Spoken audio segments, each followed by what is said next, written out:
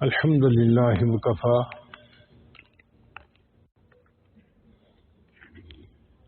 والسلام علی عبادہ الذین اصطفى اما بعد اعوذ باللہ من الشیطان الرجیم بسم اللہ الرحمن الرحیم ایاک نعبد و ایاک نستعین سبحان ربک رب العزت عما یصفون وسلام علی المرسلین والحمد للہ رب العالمین اللہم صلی علی سیدنا محمد وعلی آل سیدنا محمد وبارک وسلم۔ پچھلے جمعے میں مضمون تھا ایاک نعبد، کہ اے اللہ ہم صرف آپ ہی کی عبادت کرتے ہیں۔ یہ توحید کا پیغام ہے اور پورے قرآن مجید میں جا بجا توحید کا پیغام، پورا جمعے کا بیان اسی کے اوپر تھا، توحید کے اوپر، کہ اللہ تعالیٰ ہر گناہ کو معاف کر دیں گے، شرک کو معاف نہیں کریں گے، کیونکہ شرک اللہ کو بہت ناپسند ہے۔ اب اگلا حصہ ہے وَإِيَّاكَ نَسْتَعِينُ، اور اے اللہ ہم آپ ہی سے مدد چاہتے ہیں۔ یہ مسئلہ سمجھنے والا ہے۔ ایک ہے ما تحت الاسباب مدد، جیسے میں بوجھ اٹھانا چاہتا ہوں، میری ہمت سے زیادہ ہے، تو میں بھائی کو بلاتا ہوں، آ جاؤ بھائی میری مدد کرو۔ یہ ما تحت الاسباب مدد مانگنا یہ جائز ہے، ایک دوسرے کی مدد کرنی چاہیے۔ ایک بندے سے سفارش کروانا یا کہنا کہ بھئی میرے کام میں میری مدد کر دیں تو یہ جائز ہے، چونکہ یہ اسباب کے تحت ہے۔ نبی علیہ السلام نے فرمایا انصر اخاک ظالما او مظلوم، تم اپنے بھائی کی مدد کرو ظالم ہو یا مظلوم۔ ظالم کی مدد کیسے کریں؟ کہ اس کو سمجھا بجھا کے ظلم سے روکیں، یہ اس کی مدد ہے۔ اور مظلوم کی تو مدد ویسے ہی شرعاً ضروری ہے۔ یہ کیا مصیبت ہے؟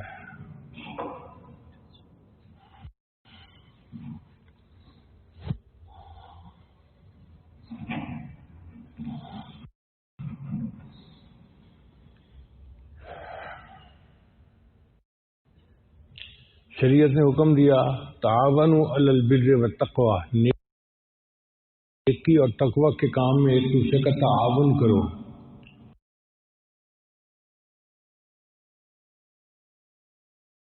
تو یہ تعاون بھی مدد ہوتی ہے، تو یہ ماتحت، لیکن ہم ان فرشتوں کو مدد کے لیے نہیں پکار سکتے۔ اسی طرح کسی جن کو موکل کو مدد کے لیے پکارنا یا کسی ولی اللہ کو مدد کے لیے پکارنا، یہ سب جائز نہیں ہے، کیونکہ یہ مفاق الاسباب ہے۔ اس بات کو اچھی طرح سمجھنا چاہیے کہ بعض باتیں ایسی ہیں کہ جو شرکی ہوتی ہیں اور ہم کر بیٹھتے ہیں، ہمیں پتہ ہی نہیں ہوتا، اتنا بڑا گناہ سرزد ہو جاتا ہے۔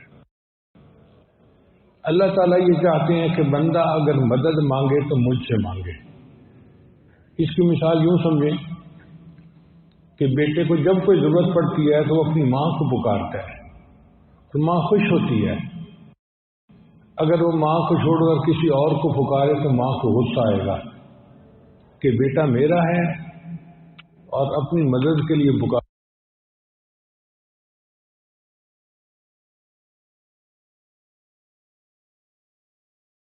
کسی اور کو ہے۔ یہ تو دنیا کی ماں ہے۔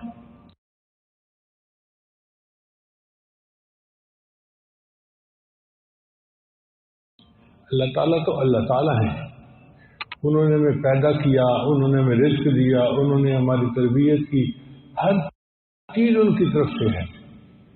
اب اس پروردگار کو چھوڑ کر جب ہم کسی اور کو مدد کے لیے پکارتے ہیں تو اللہ کا جلال بھڑکتا ہے۔ تو نہ ہم نے کسی غیر کی عبادت کرنی ہے، نہ ہم نے کسی غیر سے مدد مانگنی ہے۔ اس لیے جو لوگ مزاروں پہ جاتے ہیں نا اور مزار والوں سے مانگتے ہیں، وہ جائز راستہ نہیں بنایا کہ جس کو رشوت دی جائے، کوئی ایسا پہرے دار نہیں بنایا کہ جس کو سفارش کروائی جائے۔ اللہ فرماتے ہیں کہ نہیں، تم میرے بندے ہو، مجھ سے مانگو، بلا واسطہ مانگو۔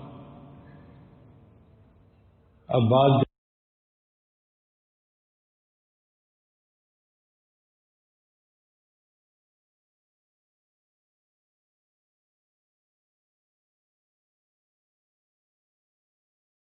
جاہل لوگ کہہ دیتے ہیں یا شیخ عبد القادر جیلانی شیئن للہ، بھائی وہ بہت بڑے بزرگ تھے، ہم ان کی بزرگی کو مانتے ہیں، مگر ہم نے ان سے مانگنا نہیں ہے، مانگنا اللہ سے ہے۔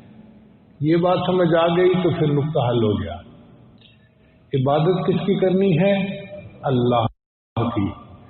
کسی کے سامنے سر نہیں جھکانا، درختوں کے آگے سر جھکانا، مورتیوں کے آگے سر جھکانا، قبروں پہ جا کے جھکنا، یہ سب جائز نہیں ہے۔ اسی طرح پھر ہم نے کسی سے مدد بھی نہیں مانگنی، اگر مانگنی ہے تو صرف اللہ سے مدد مانگنی ہے۔ ہمارا حاجت روا کون ہے؟ ہمارا مشکل کشا کون ہے؟ انبیاء اور صحابہ کے اوپر بھی جب کوئی مشکل کی بات آ بنی، انہوں نے بھی اللہ کو پکارا، اللہ ہی سب کا مشکل روا ہے۔ اب لوگ کہتے ہیں جی کہ علی مشکل کشا، شرک ہے، سیدھی سیدھی بات ہے۔ مشکل کشا اللہ ہے۔ حضرت علی نامہ پہ جب مشکل بنتی تھی تو وہ اللہ کو پکارتے تھے، تو ہمیں بھی اللہ کو پکارنا ہے۔ تو ایاک نعبد و ایاک نستعین، اللہ ہم تیری ہی عبادت مانگنا ہے۔ کہ موسیٰ علیہ السلام نے اپنی قوم کو کہا کہ اے میری قوم، اللہ سے مدد مانگو اور صبر کرو۔ حضرت یعقوب علیہ السلام کے بیٹے جب اپنے بھائی کو نہ ڈھونڈ سکے اور خالی واپس لوٹے تو یعقوب علیہ السلام نے یہی فرمایا تھا، قال بل سولت لکم انفسکم امرا فصبر جمیل واللہ المستعان علی ما تصفون۔ مستعان مددگار، اللہ میرا مددگار ہے۔ دیکھیں جب انہوں نے اللہ کو اپنا مددگار بنایا تو اللہ تعالیٰ نے بیٹے کو باپ کے ساتھ ملا دیا۔ اللہ تعالیٰ نے مدد فرمائی نا۔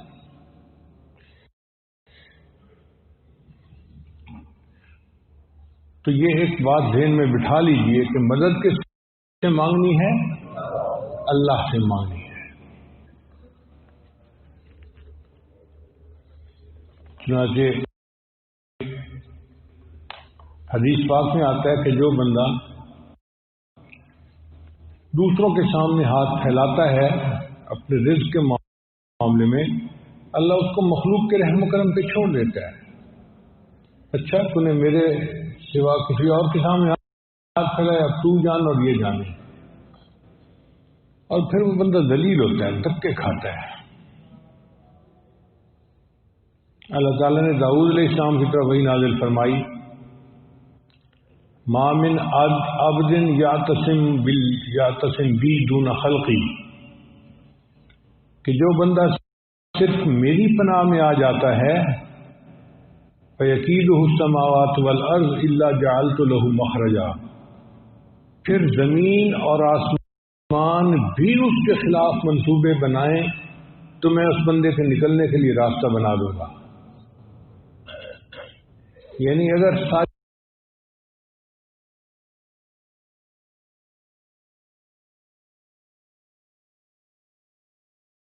مخلوق مل کے بھی اس کے راستے بند کرے تو میں اس بندے کے لیے راستہ بنا دوں گا، کیونکہ اس نے مجھ سے مدد مانگی ہوگی۔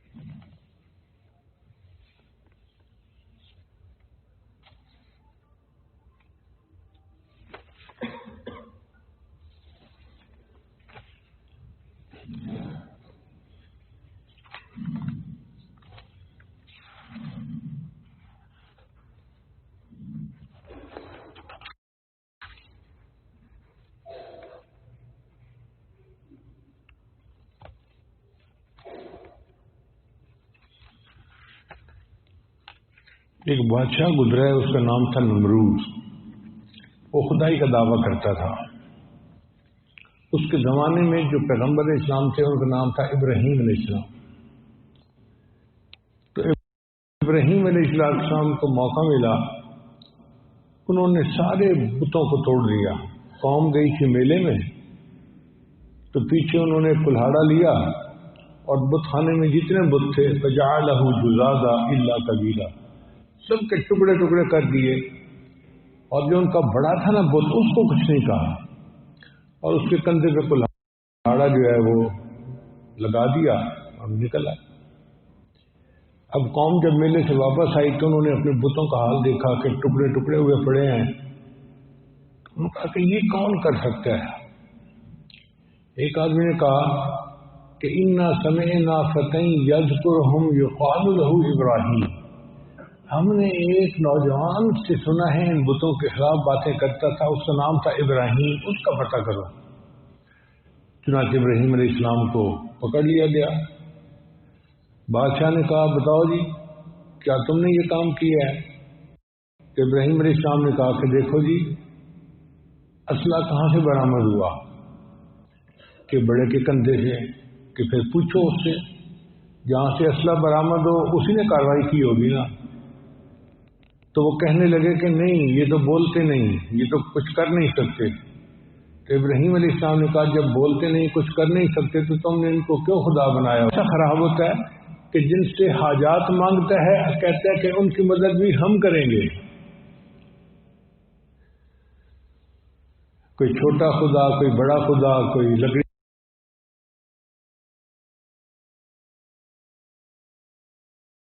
کا خدا، کوئی پتھر کا خدا. انہوں نے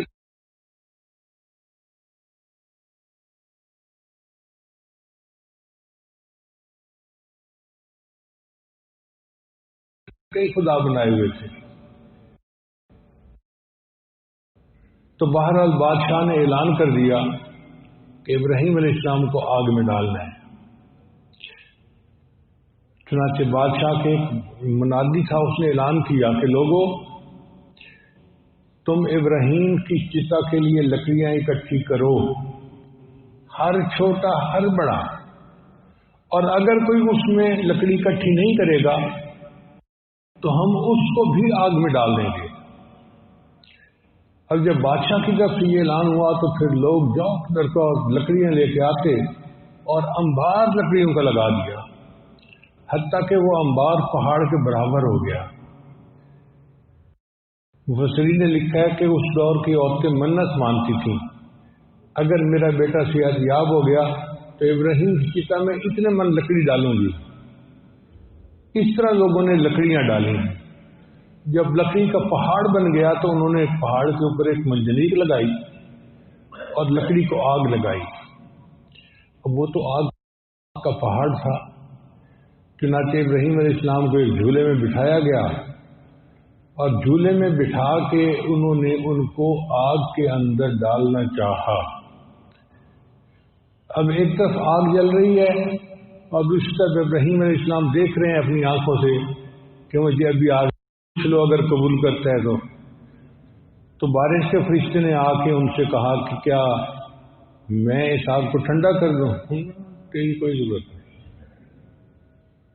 اللہ جانتا ہے نا کہ میں کس حال میں ہوں. چنانچہ اس وقت ایک اور فرشتے تھے، ان کا نام تھا جبرائیل علیہ السلام. اچھا یہ جبرائیل علیہ السلام جو ہیں یہ فرشتوں کے سردار بھی ہیں، فرشتوں کے مؤذن بھی ہیں، اذان دیتے ہیں، اعلان کرتے ہیں، اور انبیاء کی اور ایمان والوں کی مدد بھی ان کی ذمہ داری ہے. چنانچہ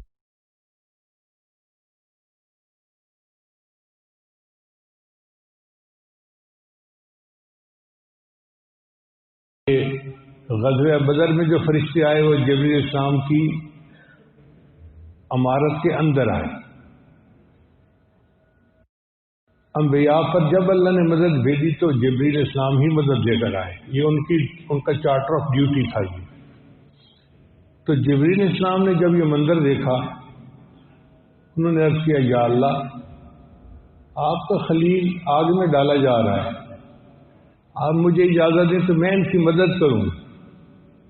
اللہ نے فرمایا جا کے ٹرائی کر لو. اللہ کو یقین تھا کہ یہ میرا بندہ ہے، موحد ہے، یہ میرے علاوہ کسی کی مدد کو قبول نہیں کرے گا.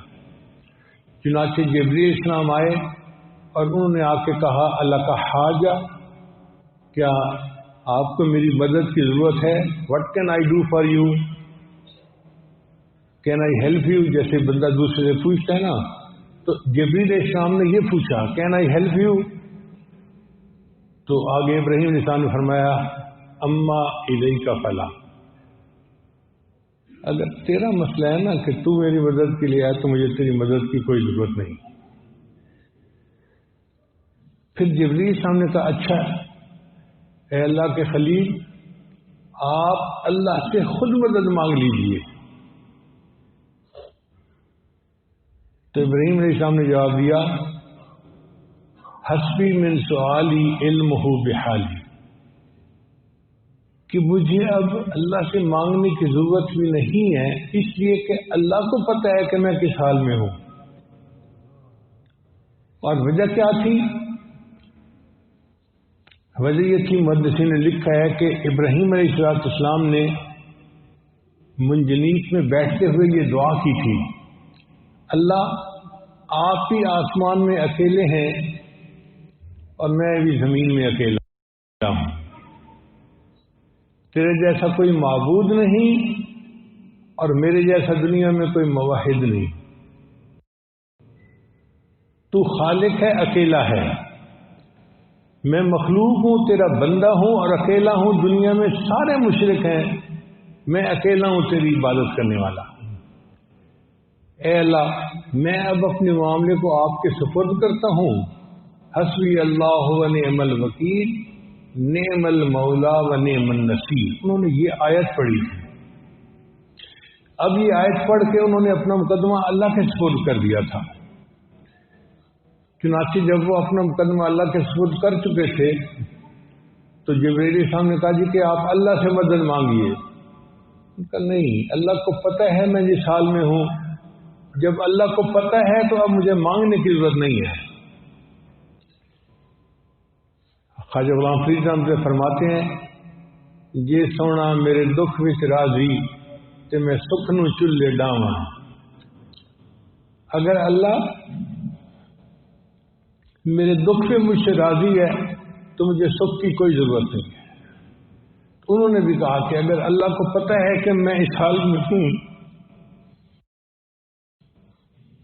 اور اللہ چاہتے ہیں کہ میں آگ میں پڑوں تو میں بڑھ جاؤں گا.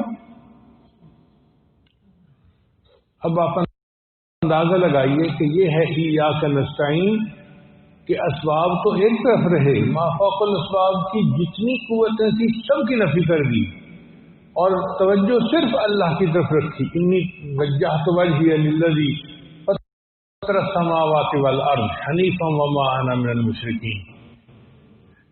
چنانچہ جب اللہ تعالیٰ نے دیکھا کہ ان کو آگ میں ڈال دیا گیا، اللہ فرماتے ہیں قلنا، ہم نے کہا یا نار کونی بردم و سلاما علی ابراہیم، اے آگ ابراہیم پر ٹھنڈی اور سلامتی والی ہو جا.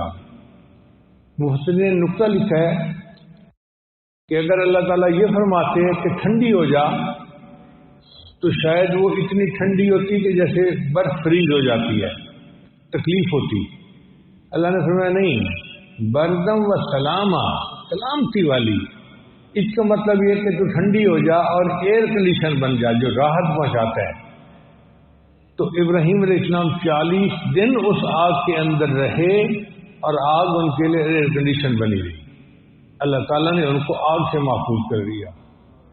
تو جو بندہ اللہ سے مدد مانگتا ہے اللہ تعالیٰ پھر یوں اپنے بندوں کی مدد فرماتے ہیں. چنانچہ نبی علیہ السلام نے بھی اپنی امت کو یہی درس دیا. قرآن مجید میں اللہ فرماتے ہیں وَاسْتَعِينُوا بِالصَّبْرِ وَالصَّلَاةِ، کہ تم اللہ سے مدد مانگو صبر کے ساتھ اور نماز کے ساتھ. اس کا مطلب یہ کہ کوئی مشکل ہو، کوئی مصیبت ہو، کوئی پریشانی ہو تو انسان اس کے اوپر صبر کرے. حدیث پاک میں آتا ہے ان النصر مع الصبر، اللہ کی مدد صبر کے اوپر آتی ہے. تو جو بندہ صبر کرتا ہے اللہ مدد فرماتے ہیں اس کی. اور دوسرا نماز پڑھے، 2 رکعت نفل پڑھو اور اللہ سے دعا مانگو، اللہ تعالیٰ مشکل کو حل فرما دیں گے، اللہ تعالیٰ مدد فرما دیں گے. اب نماز کی طرف تو ہمارا دھیان نہیں جاتا، چنانچہ ہم بھاگتے ہیں ادھر اور ادھر، ادھر اور ادھر عملیات والوں کے پاس. بھائی ان عملیات والوں کے پاس جانے کی کوئی ضرورت نہیں ہے. اللہ سے مدد مانگیے، پھر آپ کو کسی اور کے پاس جانے کی ضرورت نہیں ہے.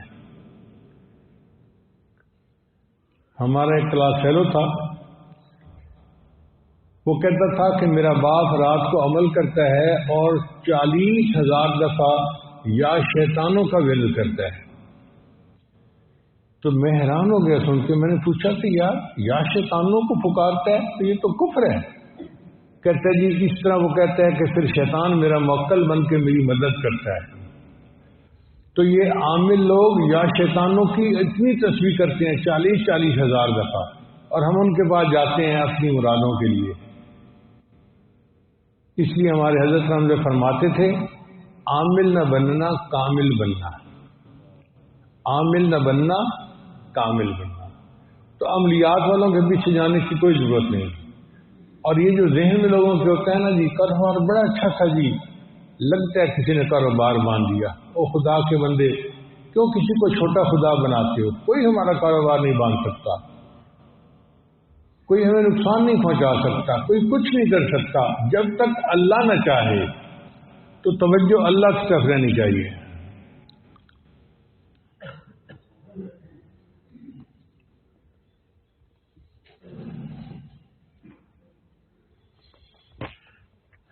چنانچہ عربی کی عبارت میں سن لیجیے ابراہیم علیہ السلام علی لما اعد نمرود نارن ابراہیم. جب نمرود نے ابراہیم علیہ السلام کے لیے آگ کا انتظام کر دیا، نادا منادی نمرود، تو نمرود کے ایک اعلان کرنے والے نے اعلان کیا ایھا الناس احتطبوا لابراہیم، ابراہیم کے لیے لکڑیاں اکٹھی کر لو. وَلَا يَتَخَلَّفَنَّ عَنْ ذَلِكَ صَغِيرٌ وَلَا كَبِيرٌ، اور تم میں سے کوئی چھوٹا کوئی بڑا پیچھے نہ رہے. فَمَنْ تَخَلَّفَ أُلْقِيَ فِي تِلْكَ النَّارِ، جو پیچھے رہا اور اسے لکڑیاں نہ ڈالی اس کو بھی ہم آگ میں ڈال دیں گے. فَفَعَلُوا ذَلِكَ 40 لَيْلَةً، 40 دن تک وہ لکڑیوں کو اکٹھا کرتے رہے. حتیٰ اذا كانت المرأة تقول، حتیٰ کہ ایک عورت یوں کہتی ان ظفرت بقضاء، اگر یہ میرا کام ہو گیا، لا حتتبن لنار ابراہیم، تو میں ابراہیم کی آگ میں لکڑیاں جا کے ڈالوں گی. حتیٰ اذا كان الحطب يساوي رأس الجبل، حتیٰ کہ جو لکڑی کا انبار پہاڑ کے برابر ہو گیا اونچا. تو انہوں نے پھر ابراہیم علیہ السلام کو ایک منجنیق میں بٹھایا اور اس کے اوپر انہوں نے پھینکا. زمین میں ایک ہی ہوں توحید والا، میرے علاوہ کوئی توحید والا نہیں ہے، سب مشرک ہیں. لیس فی الارض احد یعبدک غیری، یعنی آپ کی عبادت کرنے والا صرف میں ہی ہوں، باقی سب غیر کی عبادت کرنے والے.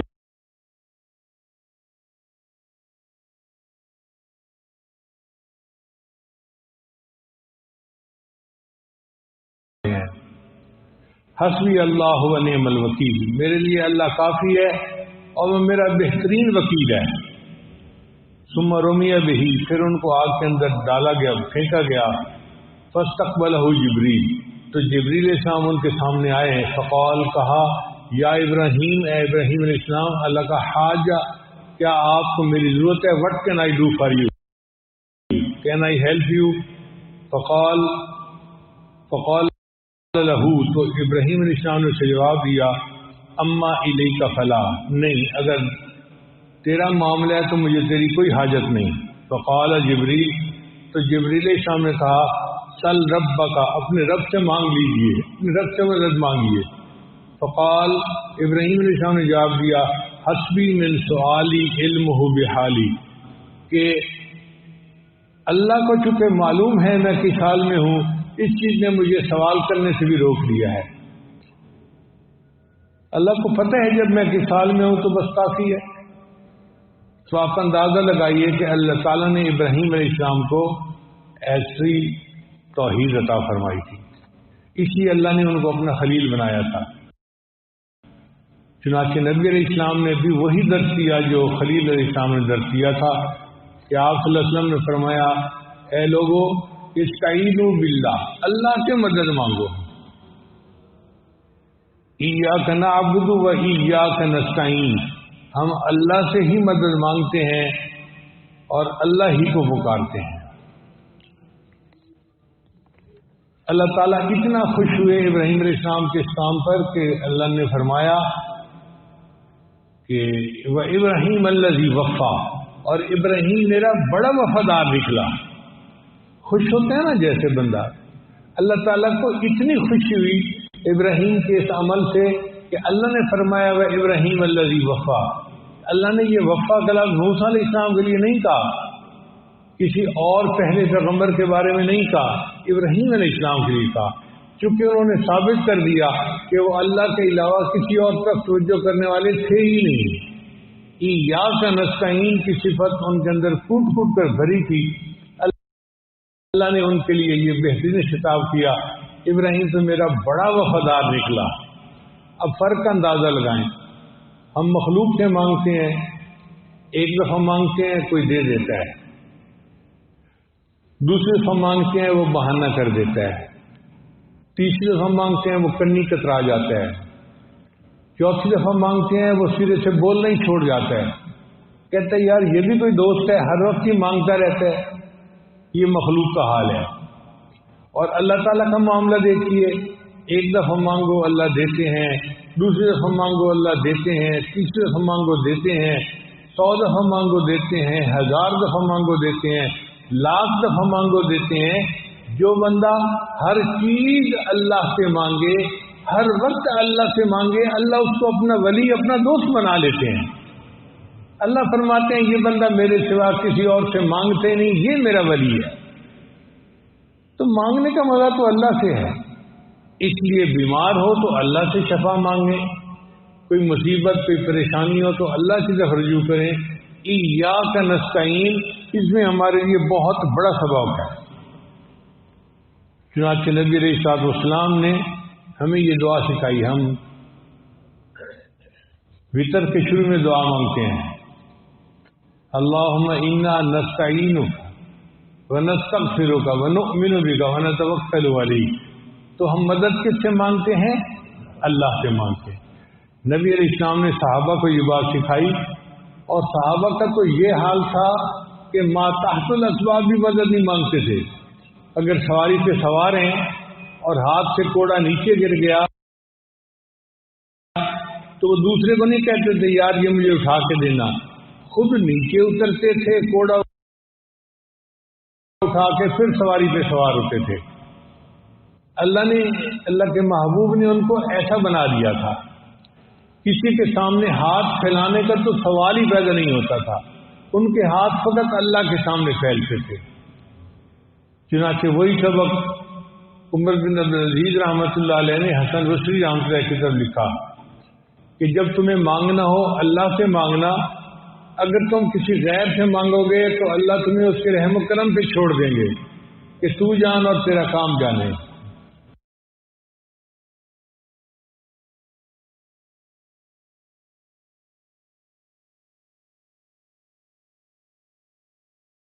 تو بندہ پھر دھکے ہی کھاتا پھرتا ہے نا جب غیر سے مانگتا ہے۔ تو ادھر سے ایک کافر آ گیا، اس نے آ کے دیکھا کہ بھائی موقع تو بڑا اچھا ہے کہ یہ سوئے ہوئے ہیں اور تلوار لٹک رہے ہیں۔ اس نے نبی علیہ السلام کی تلوار اپنے ہاتھ میں لے لی۔ جیسے ہی اس نے تلوار ہاتھ میں لے لی، نبی علیہ السلام بیدار ہو گئے۔ تو اس نے پوچھا میں امنو کا منی، اب تجھے مجھ سے بچانے والا کون ہے؟ نبی صاحب نے فوراً فرمایا اللہ، کہ اللہ بچانے والا ہے۔ اللہ کی شان دیکھیے کہ نبی علیہ السلام نے اللہ کا لفظ بولا، اس بندے پہ ایسا روب طاری ہو گیا کہ وہ کانپنے لگ گیا اور تلوار اس کے ہاتھ سے گر گئی۔ جب تلوار اس کے ہاتھ سے گر گئی تو نبی صاحب نے تلوار اٹھائی اور پھر نبی صاحب نے فرمایا میں امنوں کا منی، اب تجھے مجھ سے کون بچائے گا؟ وہ منت کرنے لگا آپ تو بڑے سخی ہیں، بڑے خاندان کے بندے ہیں، آپ مجھے معاف کر دیں۔ اللہ کے محبوب نے اس جانی دشمن کو بھی معاف فرما دیا۔ تو پریکٹیکل بھی کر کے دکھا دیا کہ دیکھو جب کوئی مشکل آئے تو مانگنا کس سے ہے؟ اللہ سے مانگنا ہے۔ اگر یہ سبق ہم نے یاد کر لیا اور پڑھ لیا تو انشاءاللہ ہمارا کام سنور جائے گا۔ جب سمجھ نہیں ہوتی تو پھر بسوں کے اوپر لکھ ہوتا ہے اللہ نبی وارث۔ بھئی اللہ نبی کا وارث، نبی کا وارث بھی کون ہے؟ اللہ ہے۔ اللہ کو وارث ہونا ہو، اللہ کے ساتھ کسی کو شریک نہ کرو۔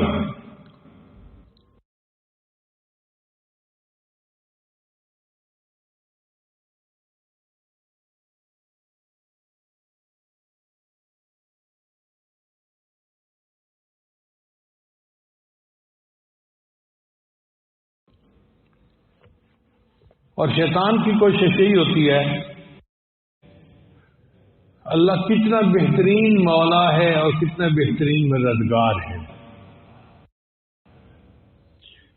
اللہ تعالیٰ قرآن مجید میں ایک جگہ فرماتے ہیں الیس اللہ بکاف عبدا، کیا اللہ اپنے بندے کے لیے کافی نہیں ہے؟ تو اللہ اپنے بندے کے لیے کافی ہے، ہمیں کسی اور سے مانگنے کی کوئی ضرورت نہیں۔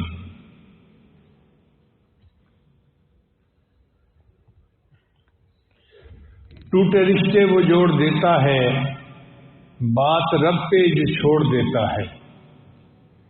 ٹوٹے رشتے وہ جوڑ دیتا ہے، بات رب پہ جو چھوڑ دیتا ہے، اس کے فضل و کرم کا کیا کہنا، لاکھ مانگو کروڑ دیتا ہے۔ اللہ تو بہت بلند ذات ہے، جو مانگو گے امیدوں سے بڑھ کر دے گا۔ ہمیشہ مانگنے والوں کو اپنے دامن کے چھوٹے ہونے کا شکوہ رہا، اللہ کی دین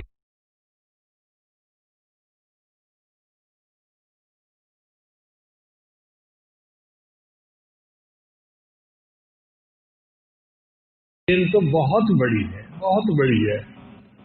ایک مرتبہ ہم عرفات کے میدان میں تھے تو ایک بوڑھا بیٹھا ہوا دعا مانگ رہا تھا، یا اللہ دے مجھے 10,000 کروڑ روپیہ۔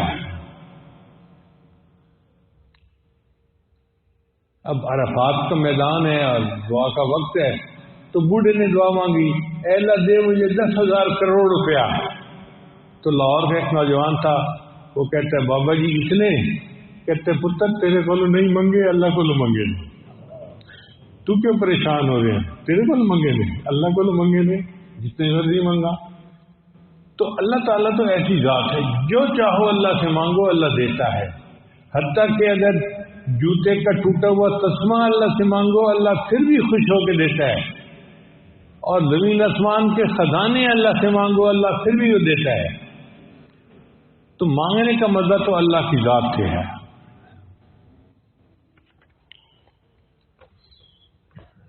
وہاب رحمۃ اللہ علیہ فرماتے ہیں کہ میں شام کے پہاڑوں میں، روم کے پہاڑوں میں چل رہا تھا تو ایک آواز میں نے سنی، کہنے والا کہہ رہا تھا اے میرے رب مجھے تعجب ہے اس شخص پر جس کو آپ کی معرفت حاصل ہے، پھر وہ کیسے آپ کے علاوہ کسی اور سے امید کر سکتا ہے۔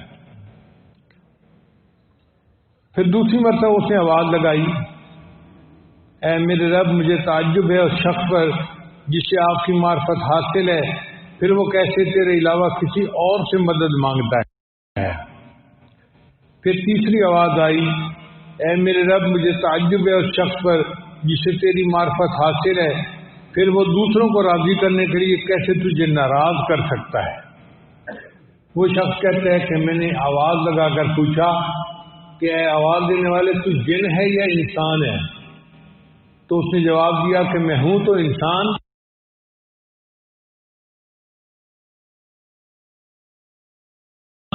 مگر تو لایانی کاموں میں نہ پڑ، اپنے کام کی بات کر۔ تو بات ایسی ہے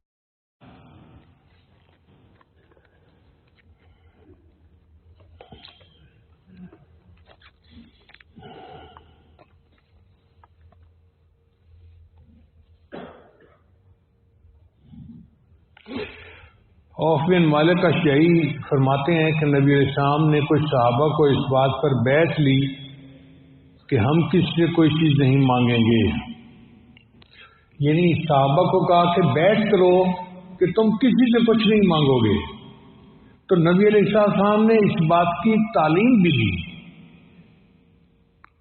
کہ اللہ کے سوا کسی سے کچھ نہیں مانگنا.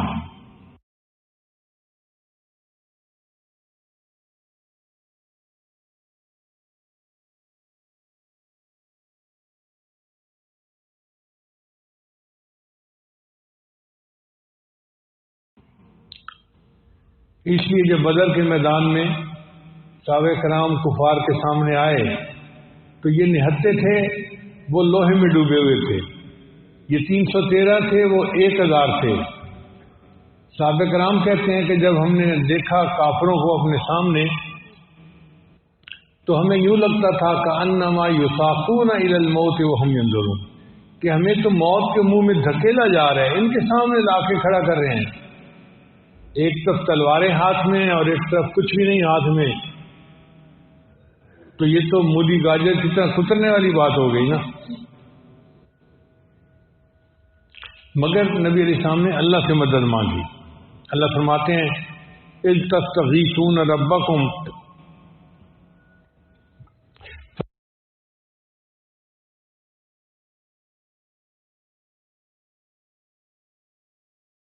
فاستجاب لکم انی ممدکم بألف من الملائکۃ مردفین. مدد کرتے ہیں تو پھر دشمن کے اسلحہ جات کچھ نہیں کر سکتے. اس کی ایک مثال قرآن مجید میں ہے. یہودیوں نے بنو قریظہ والوں نے بنو نذیر بنو قریظہ والوں نے قلعے بنائے ہوئے تھے، اتنے بڑے بڑے قلعے کہ ان کی دیواریں 1 میٹر سے زیادہ چوڑی ہوتی تھی. کعب بن اشرف کا میں نے محل دیکھا مدینہ طیبہ میں جو عمارات موجود ہیں، تو آپ دیکھیے کہ یوں میں نے ہاتھ کیے اور دیوار اس سے زیادہ موٹی تھی. اب آپ بتائیے، ہم تو 9 انچ کی دیوار بناتے ہیں نا مکانوں کی، ان کی دیواریں کئی میٹر چوڑی تھی، اتنی چوڑی اونچی دیوار، قلعے بنائے ہوئے تھے. اور وہ سمجھتے تھے کہ مسلمان ان قلعوں کو فتح نہیں کر سکتے،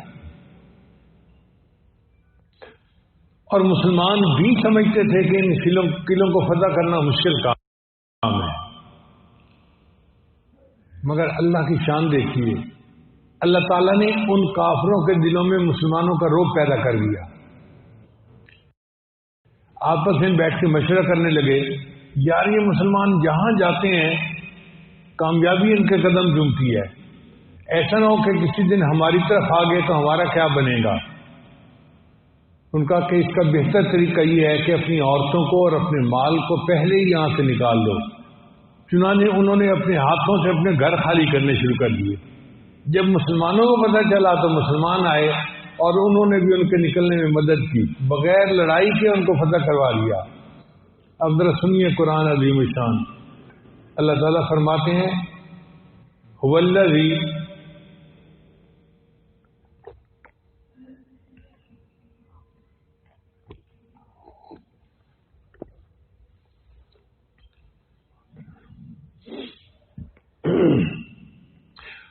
هو الذی اخرج الذین کفروا من اہل الکتاب من دیارہم لأول الحشر. هو الذی کے الفاظ کے ساتھ اللہ اپنا تعارف کروا رہے ہیں. ایمان والو، اللہ وہ ذات ہے جس نے کافروں کو ان کے گھر سے نکال دیا. ما ظننتم ان یخرجوا، تم گمان ہی نہیں کرتے تھے کہ تم ان کو نکال پاؤ گے. وظنوا، اور ان یہودیوں کا بھی یہ گمان تھا، انہم مانعتہم حصونہم من اللہ، کہ ان کے قلعے اللہ کے راستے میں رکاوٹ بن جائیں گے. یعنی مومن بھی سمجھتے تھے کہ ان یہودیوں کو نکالنا مشکل کام ہے، اور یہودی بھی سمجھتے تھے ان کے قلعے اللہ کے راستے میں رکاوٹ بن جائیں گے. اللہ فرماتے ہیں فَأَتَاهُمُ اللَّهُ مِنْ حَيْثُ لَمْ يَحْتَسِبُوا، پھر اللہ ایسی طرف سے آیا جس کو ان کو گمان ہی نہیں تھا. وَقَذَفَ فِي قُلُوبِهِمُ الرُّعْبَ، اللہ نے ان کے دلوں میں ایمان والوں کا رعب پیدا کر دیا. يُخْرِبُونَ بُيُوتَهُمْ بِأَيْدِيهِمْ، اپنے ہاتھوں سے اپنے گھروں کو خراب کرنے لگے. وعید المؤمنین اور مومنوں نے بھاگنے میں ان کی مدد کی. فاعتبروا یا اولی الابصار آنکھوں والوں عبرت حاصل کرو، میں جب مدد کرنے پہ آتا ہوں نہتے لوگوں سے ایسے قلعوں کو فتح کروا دیا کرتا ہوں. تو جو بندہ اللہ سے مدد مانگتا ہے اللہ سے نہتے بندوں کو ایسے قلعوں کا فاتح بنا دیا کرتے ہیں. اسی اللہ فرماتے ہیں کم من فئۃ قلیلۃ غلبت فئۃ کثیرۃ باذن اللہ. کتنی بار ایسا ہوا ایک تھوڑی جماعت ایک بڑی جماعت کے اوپر غالب آ گئی. واللہ مع الصابرین اللہ تو صبر والوں کے ساتھ ہے. تو کتنی بار ایسا ہوا اللہ چڑیوں سے باز مروا دیا کرتا ہے. کتنی بار ایسا ہوا اللہ چڑیوں سے باز مروا دیتا ہے کیونکہ اللہ کی مدد ہوتی ہے. ہم بھی دعا کرتے ہیں کہ اللہ تعالیٰ ہمیں ہر حال میں اپنی ذات سے مدد مانگنے والا بنائے اور ہم کسی غیر کی طرف آنکھ اٹھا کے نہ دیکھیں. اما الیک فلا یہ سبق ہم یاد کر لیں اور کوئی کہے جی کہ یہ کرو وہ کرو، نہیں بھائی مانگنا ہے تو اللہ سے مانگنا ہے. اور جو لوگ کہتے ہیں نا جی کہ مزاروں پہ جاؤ اور مانگو، تو مزار والوں سے نہیں مانگنا ہوتا، یہ بھی مسئلہ سمجھ لیں. ہم بھی مزاروں پہ جاتے ہیں جو اہل اللہ ہیں کاملین ان کے مزاروں پہ، مگر طریقہ کار یہ ہے کہ ہم وہاں جا کر ایصال ثواب کرتے ہیں اور ایصال ثواب کرنے کے بعد ہم یہ دعا کرتے ہیں کہ یا اللہ یہ آپ کے مقبول بندے تھے اور میں ان سے محبت کرتا ہوں، اب میری اس محبت کو قبول کر کے آپ میرا یہ کام کر دیجئے. تو مانگتے اللہ سے ہیں، ان کے محبت کو واسطے کے طور پر پیش کرتے ہیں، وسیلہ کے طور پہ، اور وسیلہ پیش کرنا جائز ہے.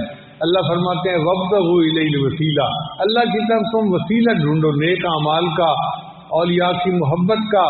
اللہ اس کی وجہ سے تمہاری دعاؤں کو قبول فرما لیتا ہے. تو اس لیے طریقہ کار بیان ذرا سمجھ لیجئے کہ قبر والوں سے نہیں مانگنا ہوتا، مانگنا اللہ سے ہوتا ہے. ان کو ایصال ثواب کر کے ان کی محبت کا واسطہ اللہ کو پیش کرنا ہوتا ہے کہ اے اللہ دینے والے آپ ہیں، مشکل کشا آپ ہیں، حاجت روا آپ ہیں. اے اللہ ہم آپ سے مانگ رہے ہیں، آپ ہماری مشکل کو حل فرما دیجیے.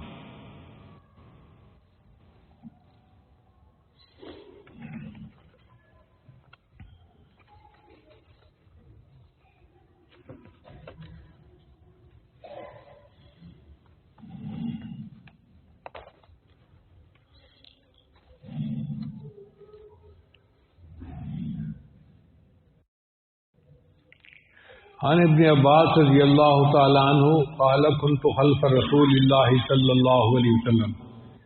ایک حدیث مبارکہ ذرا سن لیجئے، بات اچھی طرح سمجھ میں آ جائے گی.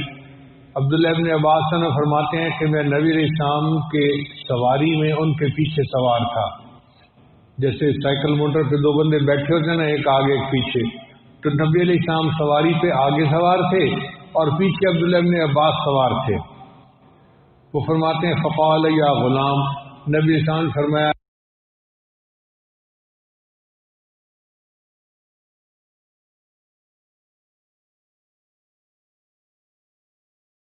اے لڑکے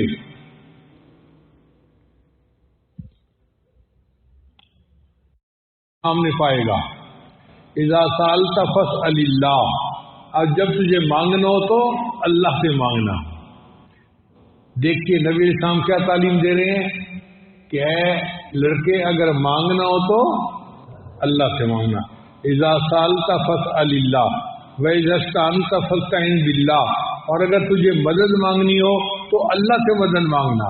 وعلم جان لے اس بات کو ان الامت لو اجتمعت على ان ينفعوك بشيء لم ينفعوك الا بشيء قد كتبه الله لك. اگر ساری دنیا کے انسان جمع ہو جائیں تمہیں کچھ نفع پہنچانے کے لیے تو نفع نہیں پہنچا سکتے مگر وہی جو اللہ نے پہلے سے لکھ دیا ہے. وَلَا اجْتَمَعُوا، اور اگر سب جمع ہو جائیں عَلَىٰ أَن يَضُرُّوكَ کہ تمہیں نقصان پہنچائیں بِشَيْءٍ لَمْ يَضُرُّوكَ إِلَّا بِشَيْءٍ قَدْ كَتَبَهُ اللَّهُ عَلَيْكَ، مگر وہ تمہیں کوئی نقصان نہیں پہنچا سکتے سوائے اس کے کہ جو اللہ نے پہلے سے لکھ دیا ہے۔ رفعت الاقلام، اقلام قلموں کو اٹھا لیا گیا، وجفت الصحف اور صحیفے خشک ہو گئے، یعنی جب لکھنے والا لکھتا ہے نا تو پہلے زمانے میں قلم زوات کی سیاہی ہوتی تھی تو شروع میں سیاہی گیلی ہوتی تھی پھر خشک ہو جاتی تھی، تو فرمایا نبی اسلام نے کہ قلم اٹھا لی گئی اور صحیفے خشک ہو چکے، یعنی اللہ نے تقدیر میں لکھنا تھا وہ لکھا جا چکا، لہذا اب جو اللہ نے نفع لکھا ہے وہ تمہیں مل کے رہے گا، جو نقصان لکھا ہے وہ مل کے رہے گا، ساری دنیا میں جمع ہو جائے نقصان سے بچا نہیں سکتی، ساری دنیا جمع ہو جائے یہ نفع پہنچا نہیں سکتی۔ تو جب معاملہ ایسا ہے تو پھر ہمیں کس سے مانگنا چاہیے؟ اذا سالت فاسأل اللہ، یہ فکر یاد کر لیجیے، اذا سالت فاسأل اللہ، جب تمہیں مانگنا ہو اللہ سے مانگو، وَإِذَا اسْتَعَنْتَ فَاسْتَعِنْ بِاللَّهِ، اور اگر تو مدد مانگنا چاہے تو اللہ سے مدد مانگے۔ اللہ تعالی ہمیں اپنے در سے مدد مانگنے والوں میں بنائے تاکہ ہمیں ایاک نستعین کے اوپر عمل نصیب ہو جائے۔ وآخر دعوانا ان الحمد للہ رب العالمین۔